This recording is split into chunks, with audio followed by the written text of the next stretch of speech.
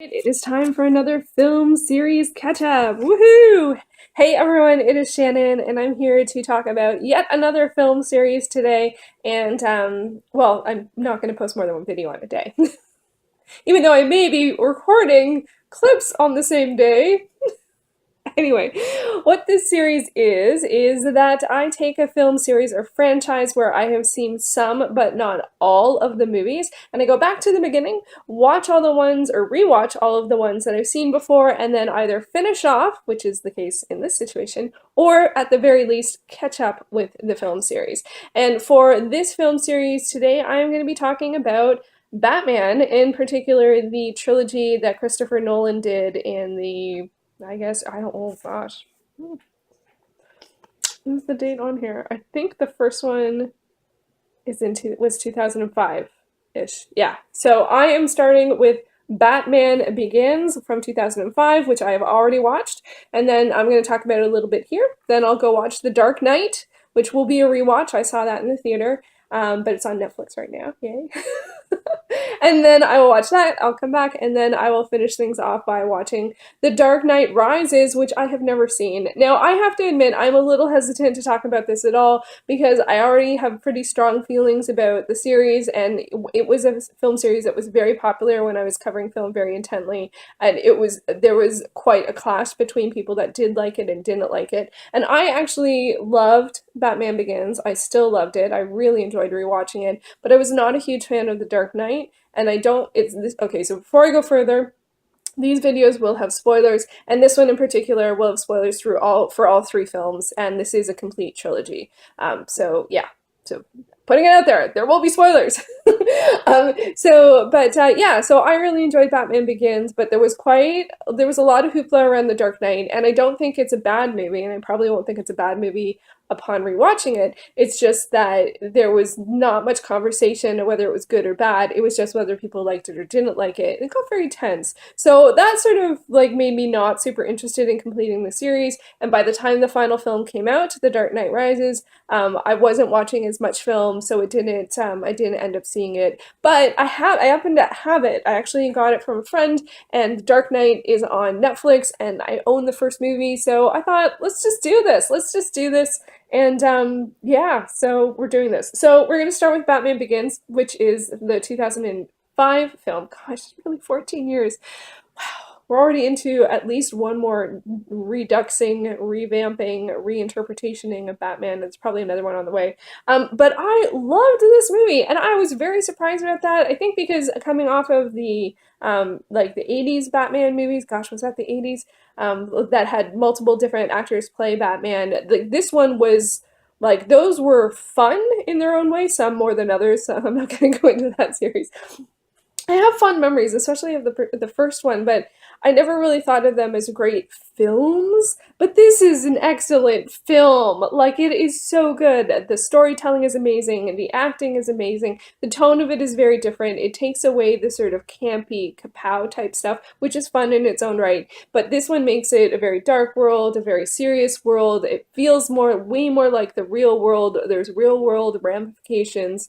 So that was completely, for me, it was the first time I had seen something that felt very comic booky in all its other reiterations. Like the 60s Batman is like as comic booky as you can get in terms of the sort of kapow, like, like hijinks kind of feel. The 80s one was a bit different. Like it was, it had, the tone of it was very different. And then this felt very realistic. So I was both impressed by that, but also it felt very dangerous. Like it felt like, yeah, you don't want to live there, and but people do, and especially I think, although I really enjoyed Christian Bale's performance in this one, and I think he brings a very interesting energy to Batman, both relatable but also has a strong sense of revenge, at least in the beginning, which is not my favorite theme ever. It's probably my least favorite theme.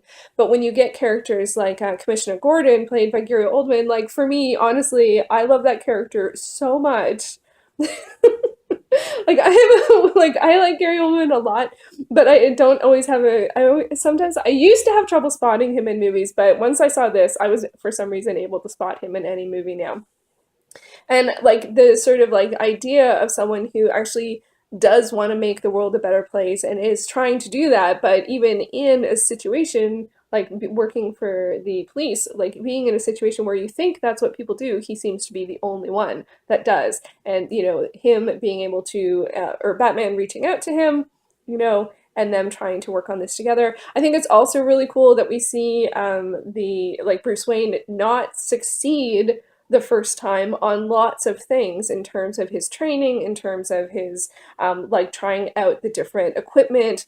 He does need help. You know, the outside world doesn't know that, but he does need help from Alfred and from Commissioner Gordon. So, like, all of that I thought was really cool and just felt very different, felt more realistic. So, upon rewatch, I felt pretty much all the same things. I enjoyed all of the same things. And just really, it's just such a really well put together film. It is quite long, I will give it that. I'm sure all of the ones in the series are long.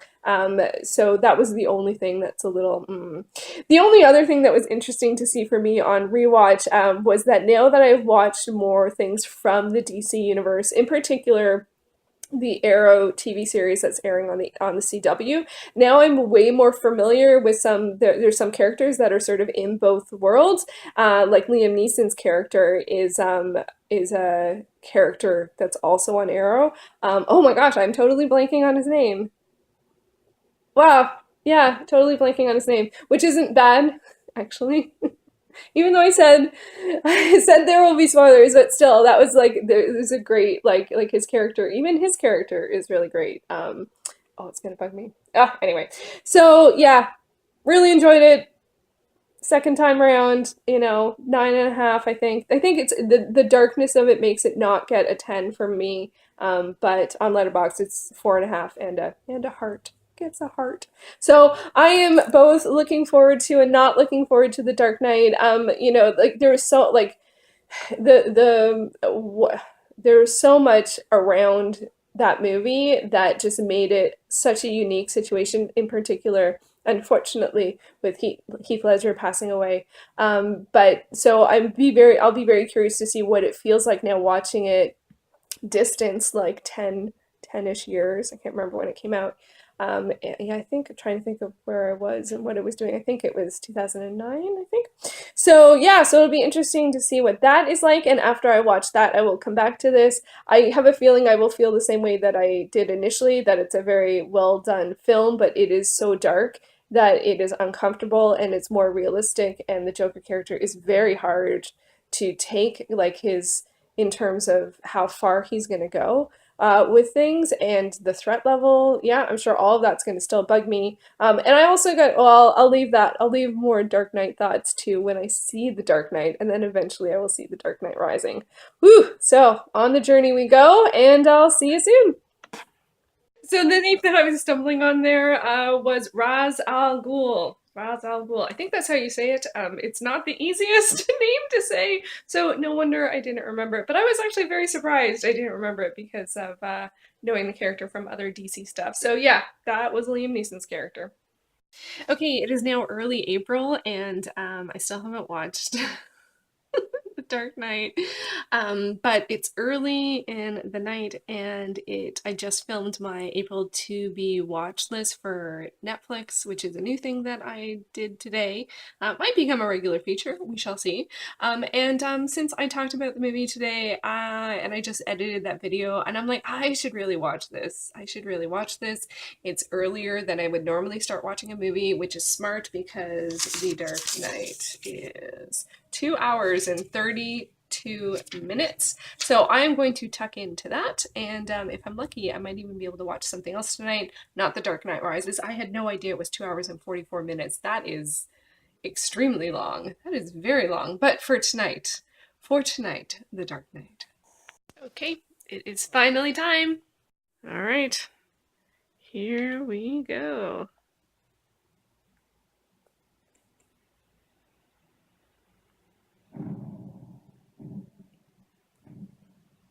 So I'm just starting to watch The Dark Knight, and I just remembered one of the strange things that happened with this film was that when I initially saw it, before I actually saw it, the first 5 minutes or so was shown as a like a trailer, kind of like a teaser in front of another film. Like I remember going to see Alien on the big screen at the Scotiabank Theatre, which was then might have still been called something else.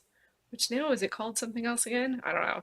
Queen and John Theater, the IMAX, and they started off with this 5 minute clip, but they didn't say what it was. Like, so you're watching this. I knew it was an alien because I've seen Alien a million times. And it was like, what is this? And then eventually it was shown that it was a Dark Knight, and it was so strange. It was just like not had anything had a theater going experience like that before. Sure, you see trailers, you see movies, not movies, you see commercials, you see trailers, all these things. But it's always very clear what you're seeing is a trailer, and this wasn't. It was a clip. It was not introduced. It just, the lights went down and they showed it, and it was like, what was that?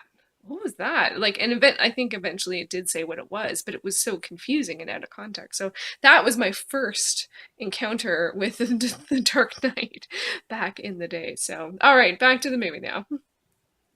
Okay, so I watched The Dark Knight last night, or rewatched it. I saw it originally in the theater, and my thoughts are pretty much the same. It's well done, but I didn't enjoy it. It's very dark.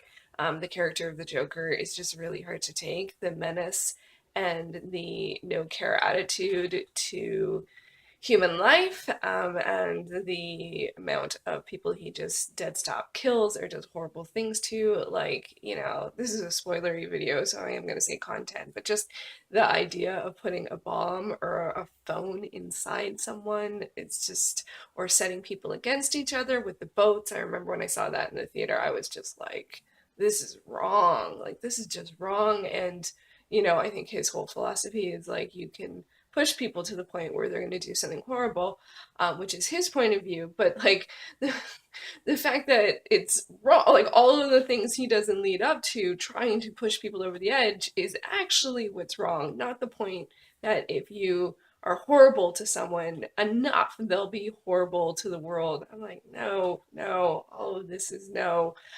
So yeah, I didn't really enjoy much about it. Although this time I did. I took some notes. I did notice Michael J. White was in it, so that was really exciting. Although it feels like a crime to have Michael J. White in a film and not have him in a film, like in a fight scene. Like, that just feels wrong. There were a couple things that I felt maybe felt lighter this time, and I don't know if there's just more violent things out there, but like the scene with the pencil just flew by, and I thought that that was more intense. And the scene where he kills Michael J. White, the Joker kills Michael J. White, I thought that was more graphic. I remember one of the conversations that came up around this time, like the time in which this came out, it was very shocking that the rating was so low. I think here in Canada or Ontario, it's provincial here. I think it was like PG-13, and I'm like, there's no way that this movie should be PG-13, but because there was the absence of like blood in scenes of death, it got a lower rating. And I was just like, again, it just feels like that's wrong. Like, yeah, more people can see it because it's lower rated, but I think the tension level and the violence level in this movie is high that it should be. Here we have, I don't know, in the States often, I don't know what the ratings are, but we have like AA or 14A, where you can go if you're under 14 if you're with an adult, adult accompaniment is what it's called. So like, but PG 13 means that anybody can go. They suggest that you're 13, but anybody can go. So like, I just, and the lower the rating, the more people can go, the more money the film can make. I just, no, just no. There were a couple things, of course, that I did like. Gary Oldman as Commissioner Gordon. I just love him, and I totally, totally was shocked when he died because he didn't die. I'm like, how could I forget that he died? And then he didn't die, and then he becomes the commissioner. But there's some things that I thought that did feel flawed. That like, I hate to say it, but I didn't enjoy the performance of Aaron Eckhart as Two-Face, and I felt like that storyline just took forever and then leads to like nothing. And like, he's mostly a politician. He ends up turning. I didn't like the effects of his face. I thought it was very distracting, and I kept on looking at it and feeling like it felt larger than the other side of his face. So it just, and then he just, it appears that he just dies. I don't know if he comes back in another film or whatever, but it's like all of this lead up and character arc and story arc, and then nothing.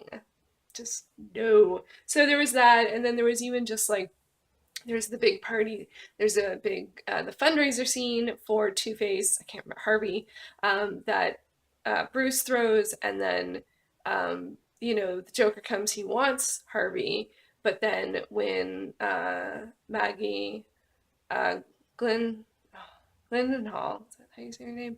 When she gets thrown out the window and Batman goes after her, this lets the Joker know, oh hey, and other mob bosses or whatever, that he cares about her. But then what happens to the party scene? Where does the Joker just leave? Because Batman went out the window and we followed that action. The Joker's still looking for Harvey. Why doesn't he start opening doors? Why doesn't he open doors which are barred off? He'd just be like, Batman's gone, so I'll leave. It's like, what happened? What happened to that scene? And the movie was really long. So anyway, so I rewatched it. I feel exactly the same way as I did initially. It's darker than I like. Sure, it's well done. I think they got creative on the ratings. It is just, I just don't feel good after watching it. It just feels too dark. And I know, and I did see on this time, and we'll see where the next one goes. I did feel like that, I can hear people saying, that's the point, right? Like, this is about when things get this bad. But I don't like it. It's too, for me, for a superhero type movie, it's not a superhero. It's, I don't know what you would call this, a comic adaptation, not comedic, but a comic adaptation, but it's not a superhero. Batman, nobody feels like a superhero. It's all dark. It's all very realistic. The stuff on the boats felt very realistic. There is no like that superhero larger than life type of feel here. This all feels real to me, which is why it's unnerving that it's this dark and that people could do these things. Like the Joker feels like it could be a real person, and I'm not comfortable with that.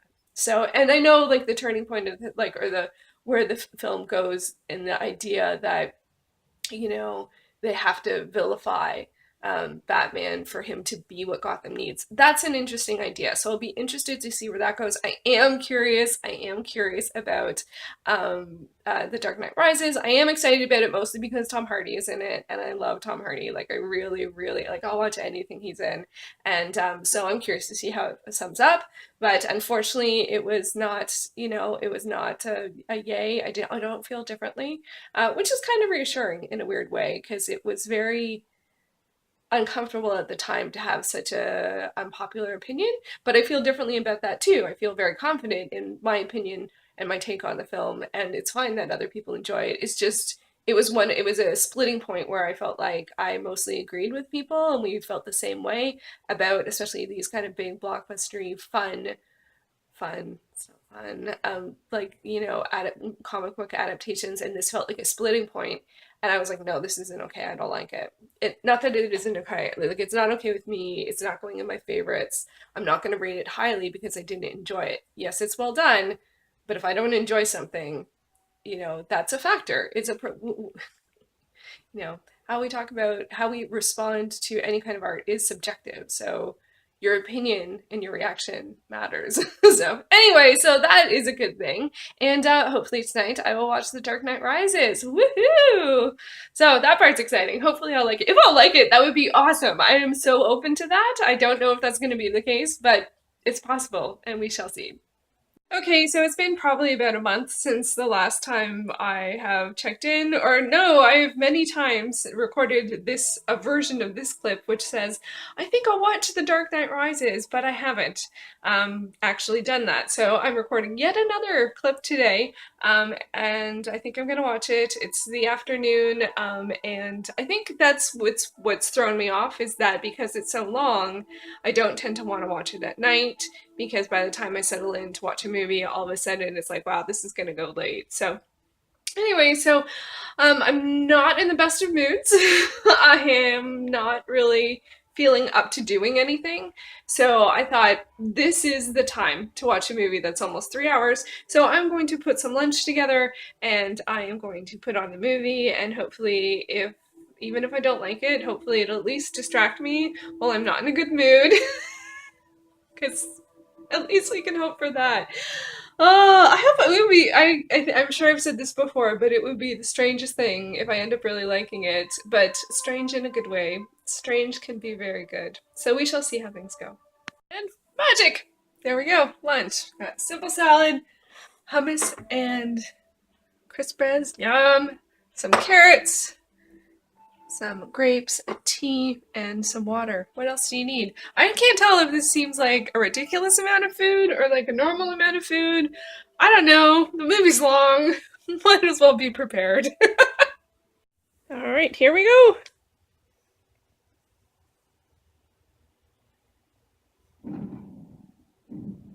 2 hours and 44 minutes to go.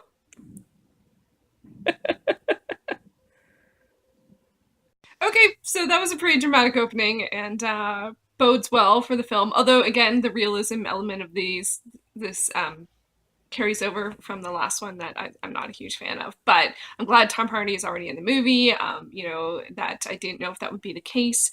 We don't know that. The challenge is, though, I'm probably going to be rooting for him. So that's not good because he's the bad guy. Apparently, maybe not. I don't know. It's early days in the movie. I'm 6 minutes in. But yeah, so far so good. It carries over the same tone as the last one, which I'm not a fan of, but I also think it's very dynamic and yeah, so early days, early days. One weird thing about this, and I can't remember if it's before or after Inception, but it's kind of weird how much cast carryover there is, because Tom Hardy, of course, is in both, Marion Cotillard is in both, and then, oh my god, his name is an acronym. So JGL, Joseph Gordon-Levitt, was just on as like a beat cop. And I'm like, wow, this is weird. This is kind of weird because I've seen Inception. But yeah, so now I'm curious as to whether this is before or after. I am going to resist looking it up and just watch the movie. See what happens. Okay, it is time to finish off this film series catch up with The Dark Knight Rises. So I finally saw it. And I feel a bit weirded out to say I don't have a huge impression of it one way or the other. I have thoughts. There were some feels, very few feels. There were two really emotional things that I connected with in terms of this film. And for 2 hours and 44 minutes, that's a lot of minutes to go with just feeling like things are going through the motions and very like lots of stuff and really long. I did feel like it was overly long. I did not feel like it needed to be as long as it was. And so that was disappointing. And the credits, like it wasn't like 20 minutes of credits at the end. It was only a few minutes of credits. So a lot of the 2 hours and 44 minutes is content. So where to begin? So maybe I should begin with the cons so we can end with the pros. One of the cons I have to say on this one, and I am shocked that I don't know if people call it out for this, but like this is the second film in a row, so 2 out of 3 films in one film series where they use the false death scenario. So in The Dark Knight, we have Gary Oldman's character has a false death and he comes back. And that was really dramatic, and I was totally there for it because I love Gary Oldman's character.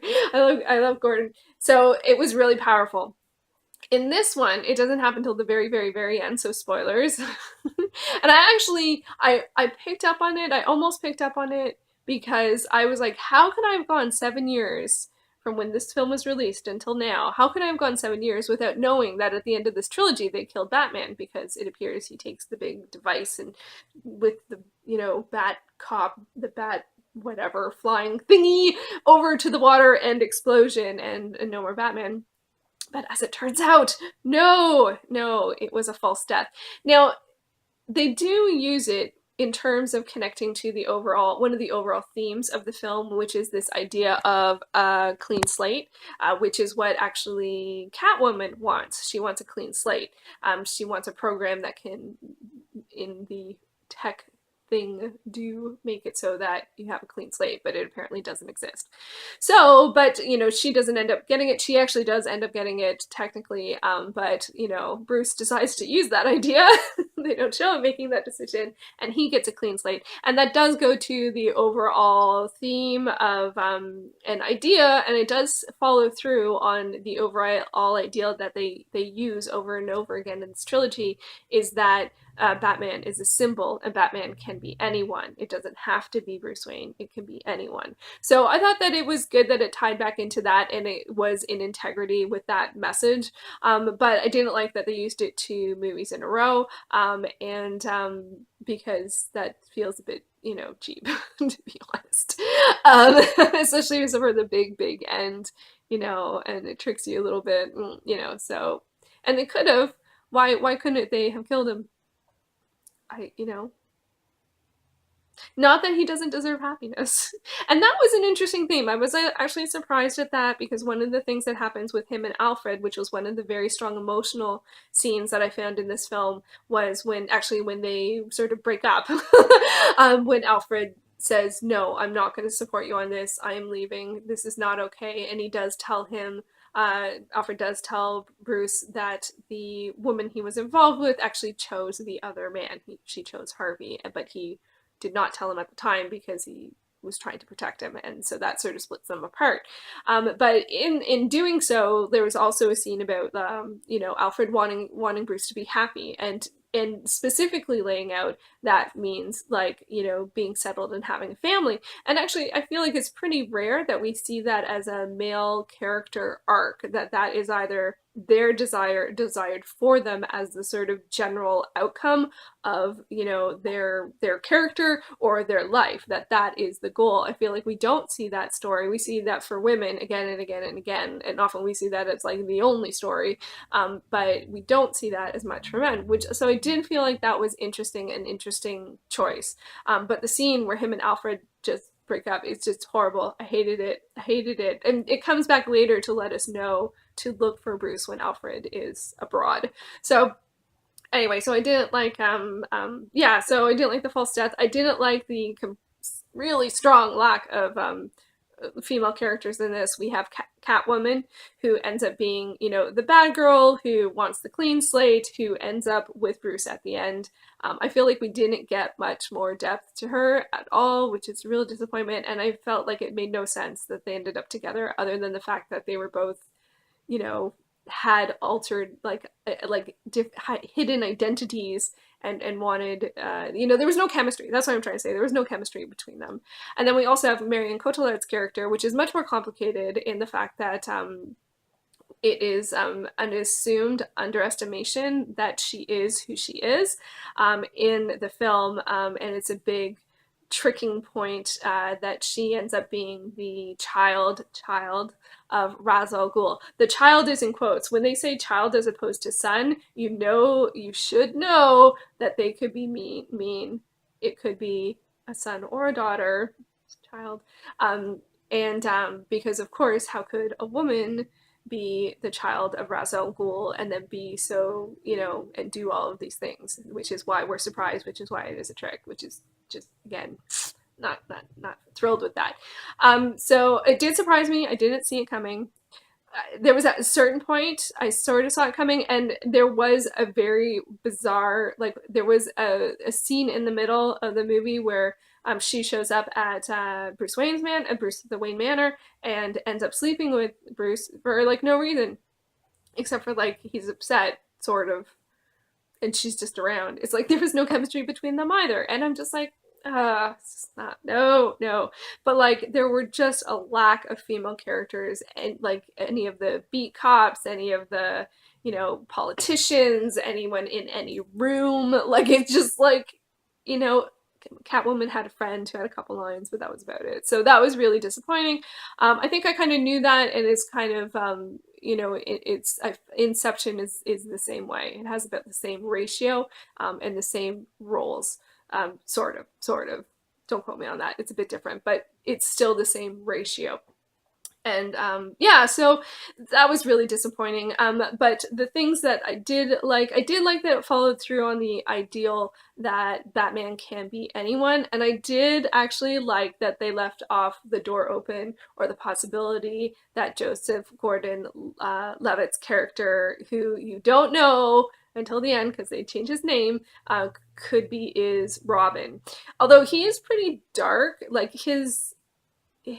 was a great scene with him and Bruce about how he could figure out that Bruce was Batman because of the look on his face. That scene I thought was good. I didn't always believe it, and I felt like holding that intensity and that darkness for that long, I'm not sure how I feel about what that says, and what kind of a Batman would Robin be.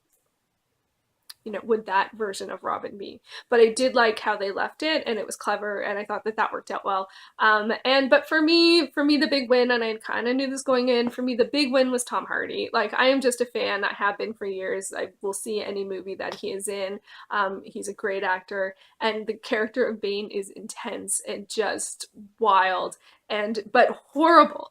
And I did feel like sometimes things didn't make sense. Like, why would people follow him? Why would people, like, he's so cutthroat, and like they explain it, because he is actually the protector of Marion Cotillard's character, and so they are probably really following her, but it makes it set up to see, like, we think that they are following him without question, like whether that means the loss of their life, and there's sort of different levels, and there's different, like, people, because I think there's some people that we are supposed to think that are the League of Shadows, that are the people that will do anything that he says, including himself. And then there's also there's sort of just like the people, that the hooligans, that they sort of round up and use as fodder, basically, in Gotham City, whom he can kill. He ends up killing left, right, and center. There's a lot of just, this person's dead, this person's dead, this person's dead, stabbed, killed, like all of that stuff. Too dark, don't like it. Just, it's not for me. Tonally, it just doesn't work.